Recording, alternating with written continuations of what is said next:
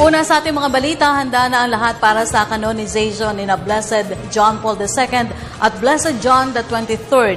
Mahigpit na seguridad ang ipinatutupad ngayon sa Vatican City dahil sa pagdagsa ng mga deboto at pagdalo ng mga pinuno ng iba't ibang sasaksi sa seremonya. Kaugnay nito, idinipensa ng Vatican ang mabilis na pag-canonize sa dalawang dating Santo Papa. Ayon kay Vatican spokesman Greg Burke, bagamat naging kakaiba ang naging procedure, sumunod pa rin ito sa democratic process. Paliwanag nito, kabilang sa proseso ng pagdedeklara ng santo ay ang pagbuhos ng suporta ng mga tao tulad na lamang ng nangyari kay Blessed John Paul II.